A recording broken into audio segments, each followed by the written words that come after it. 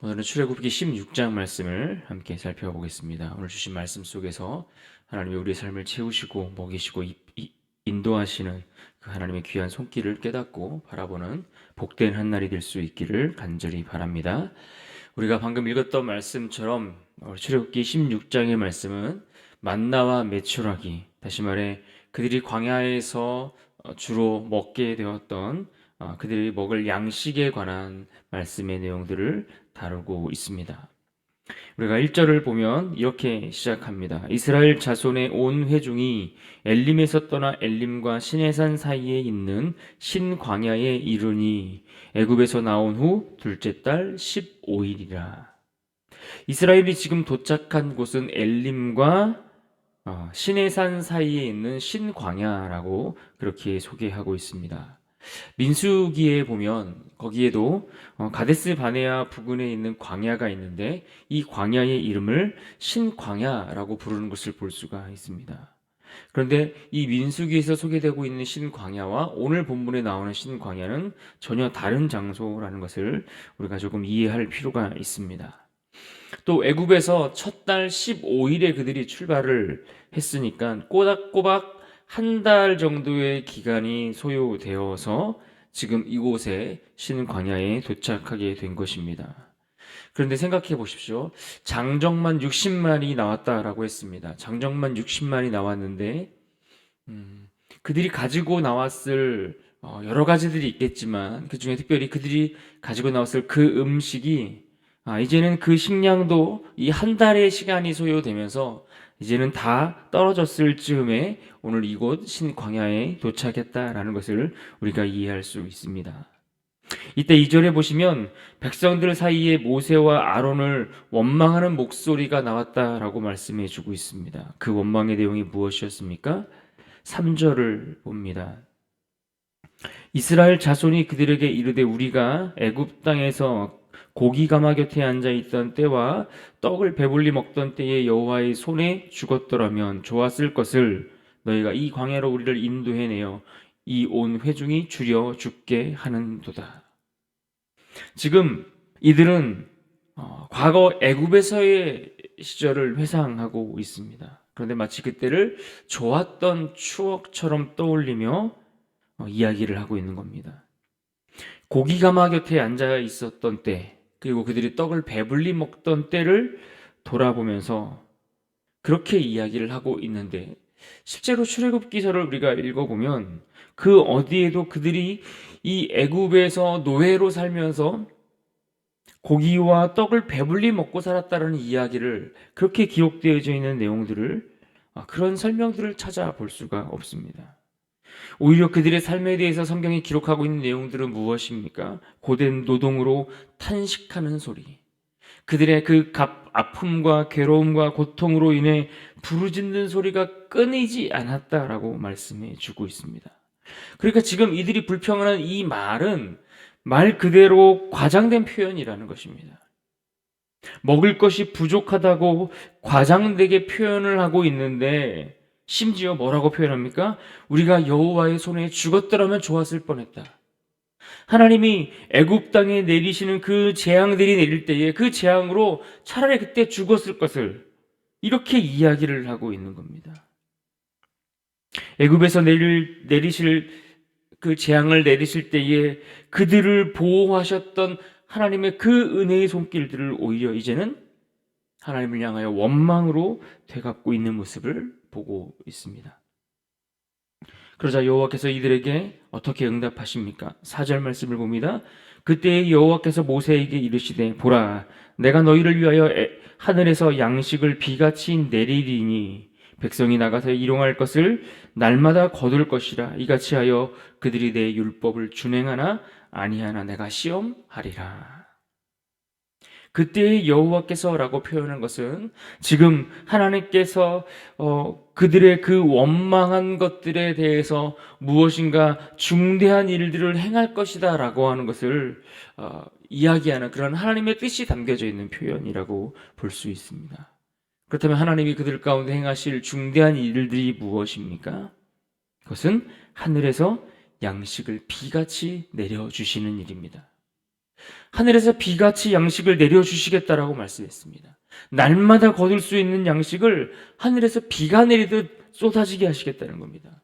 이것은 단순히 비가 내리고 있다라는 표현이기보다는 이 단어 의미가 가지고 있는 자체가 억수같이 비가 막 쏟아지는 것, 막 장대비가 막 쏟아지는 것 같은 이제 그러한 뜻을 담고 있는 그런 표현의 말씀입니다.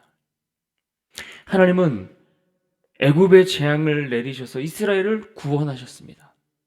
또 노예로 살고 있던 그들을 건져 주셨습니다. 하지만 지금 그들은 자신들을 건져주신 그 하나님의 손을 향하여 오히려 원망의 대상으로 삼고 있는 것을 봅니다.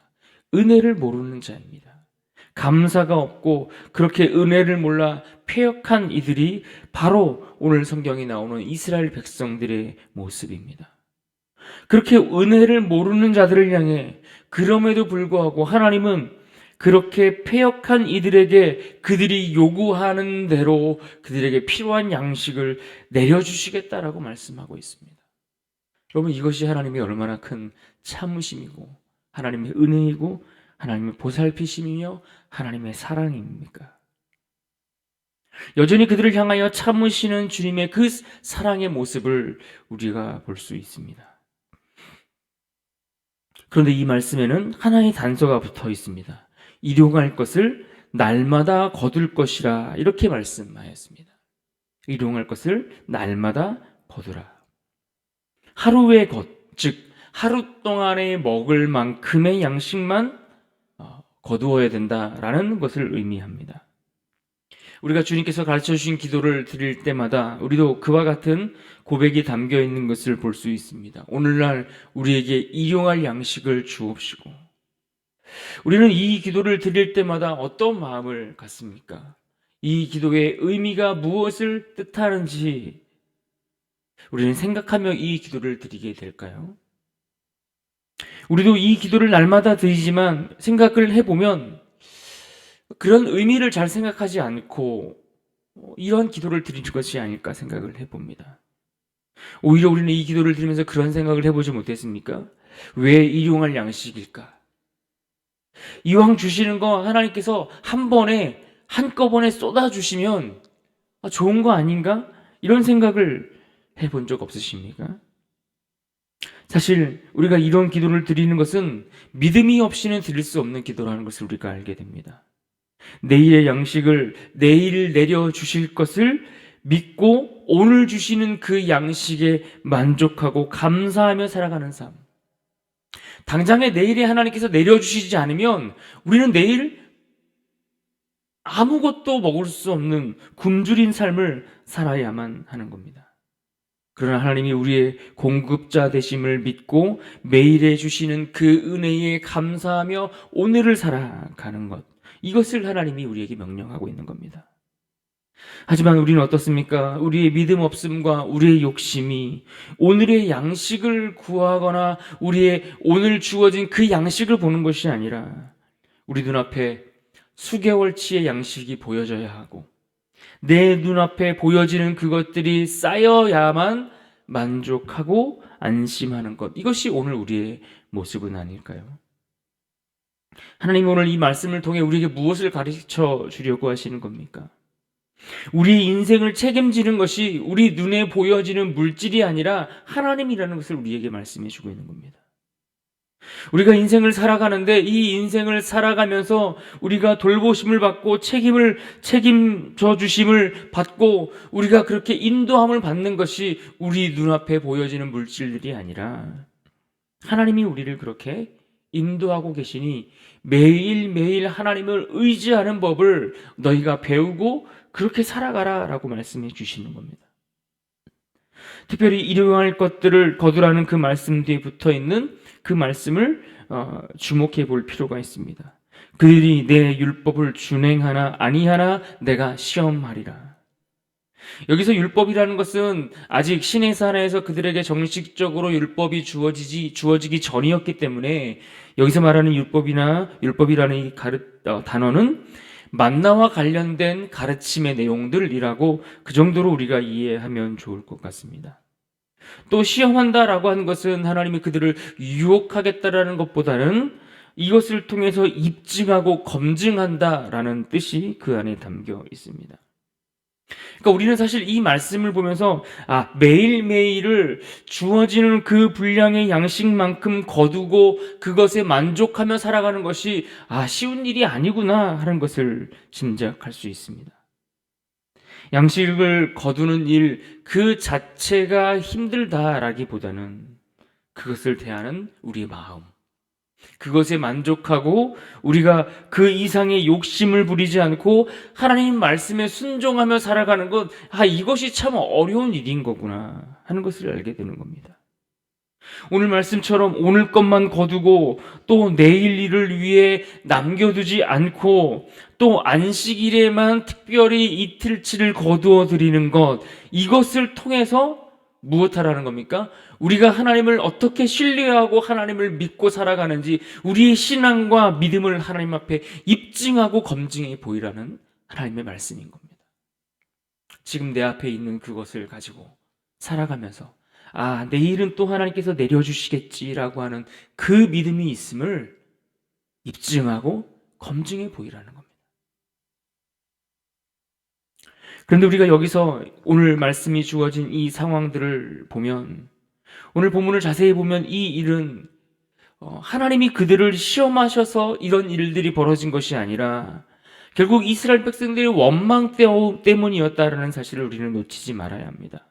7절에도 보시면 그들의 원망을 여호와께서 들으셨다라고 말씀하셨고, 또 8절에도 이렇게 말씀합니다. 모세가 또 이르되 여호와께서 저녁에는 너희에게 고기를 주어 먹이시고 아침에는 떡으로 배불리시리니 이는 여호와께서 자기를 향하여 너희가 원망하는 그 말을 들으셨음이라. 우리가 누구냐? 너희의 원망은 우리를 향하여 함이 아니요 여호와를 향하여 함이로다. 그들의 원망으로 인해서 이러한 일들이, 오늘 사건이 그렇게 진행되고 있는 겁니다. 여러분, 성경은 하나님을 우리를 감찰하시는 분이다라고 소개하고 있습니다. 역대하 16장 9절 말씀에 이렇게 말씀합니다. 여호와의 눈은 온 땅을 두루 감찰하사 전심으로 자기에게 향하는 자들을 위하여 능력을 베푸시나니. 그 감찰하시는 하나님은 우리가 전심으로 하나님을 향하여 바라보고 앙망할 때에 그 능력을 우리 가운데 베푸신다라고 말씀합니다. 그러니까 그분이 우리의 처지를, 우리의 형편을 모르시는 분이 아니라는 말씀입니다. 그럼에도 불구하고 우리의 믿음 없음은 하나님을 원망하는 말들로 드러날 때가 너무나 많이 있는 겁니다. 그러나 실제 우리 삶의 문제가 찾아오면 그 문제를 결국 해결해 주시는 분이 누구이십니까? 하나님 아닙니까?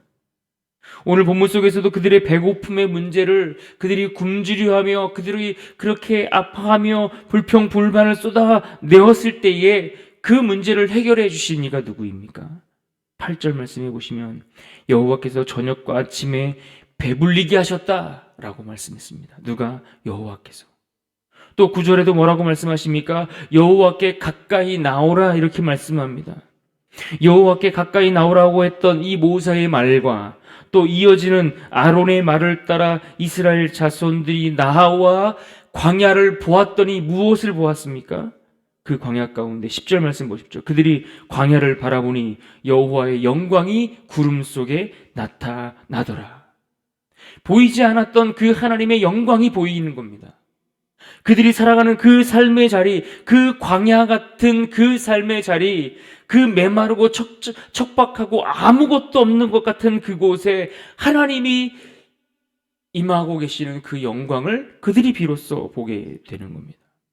구름 속에 하나님의 임재를 상징할 만한 그 초자연적인 현상을 그들이 목격하게 됩니다. 그리고 그들이 하나님을 보게 되었을 때에 이렇게 말씀합니다. 12절입니다.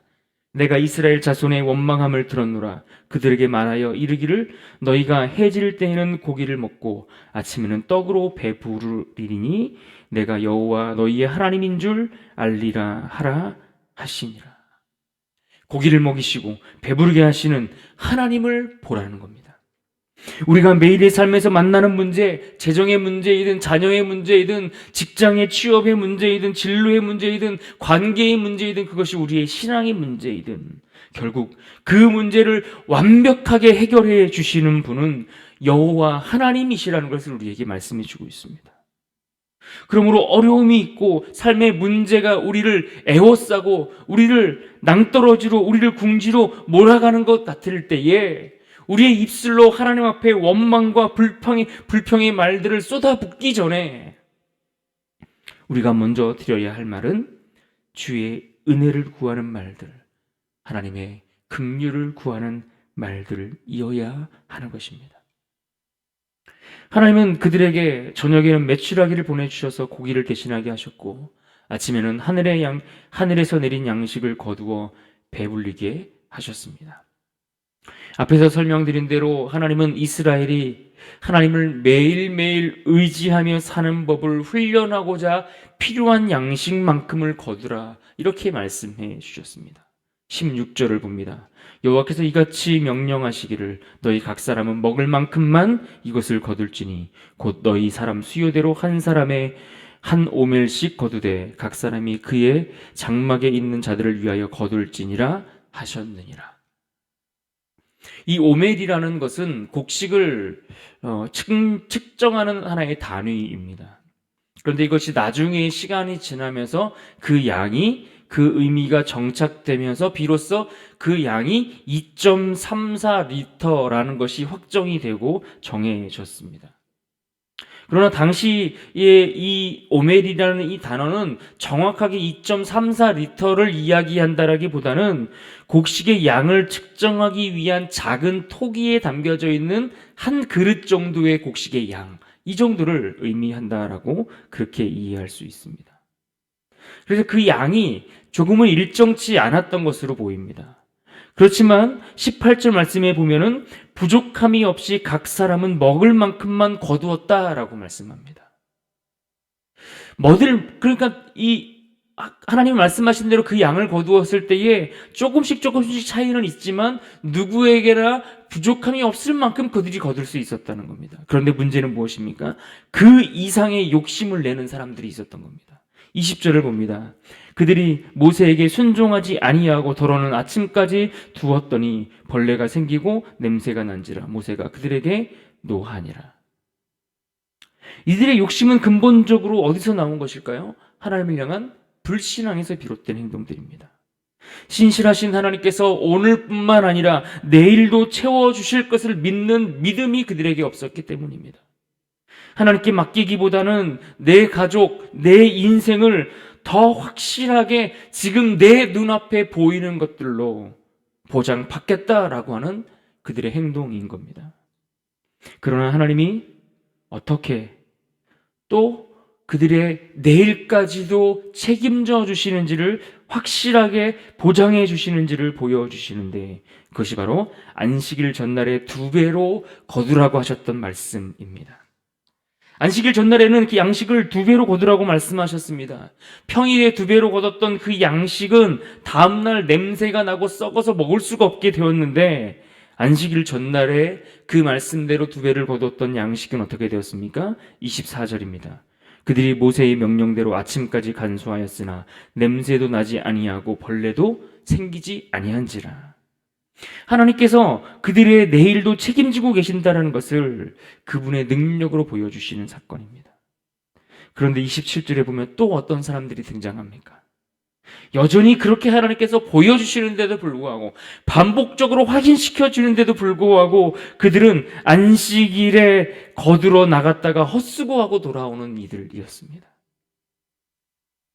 이들을 책망하는 말씀이 28절입니다. 어느 때까지 너희가 내 계명과 내 율법을 지키지 아니하려느냐. 이 말씀은 이스라엘의 행위를 지적하셨다라기보다는 그들의 마음을 책망하고 있는 겁니다.